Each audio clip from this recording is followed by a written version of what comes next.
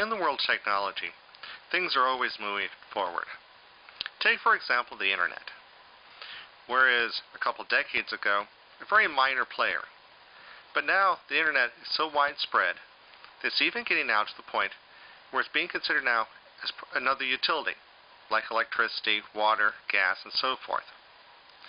Which then raises the question of availability. Programs have been put in place to make sure that people have access to electricity and water and such like that. There have been talks by governments to expand into Wi-Fi, into expanding broadband, into all these different areas. But there's been one issue that keeps coming to the forefront, and that is the idea of what's on the Internet, the content. Back when I was in college, there was a big controversy in the fact that the pictures and the content that are available in Scandinavia was a little bit different than it was in the United States.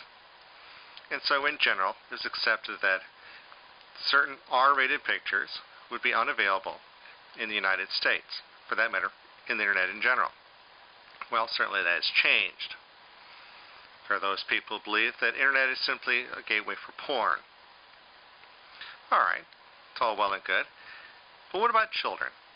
I'm a school teacher, and the work Internet that I have at school is filtered, so that our little darlings don't get exposed to things that they probably shouldn't be exposed to. But does this filtering work? If the government were to expand the Internet access to include Wi-Fi or to expand broadband, is content filtering going to be part of that?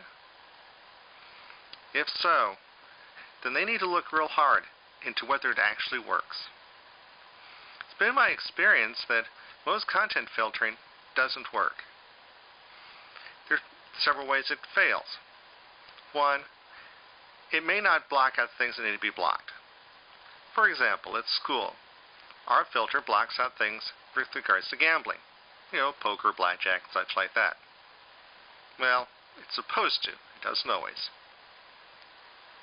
If one were to put in an IP address, like a number, does the filter actually know that that number is pornographic? Or maybe it's just the number of my computer at home, and there's nothing really on it. A lot of the filtering is done by lists, blacklists. These sites are bad. But if you pick something that's not on that list, it doesn't know whether it's good or bad.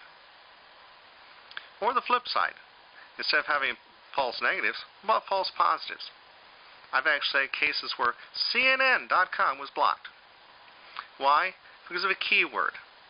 Apparently, the news headline for that particular day dealt with some kind of sex scandal.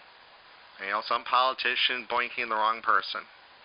And because it had the word sex in it, or because he was fooling around with some prostitute, oops, that's another key word, the whole site was filtered. CNN. Well, that's a false positive. And that's not going to work out.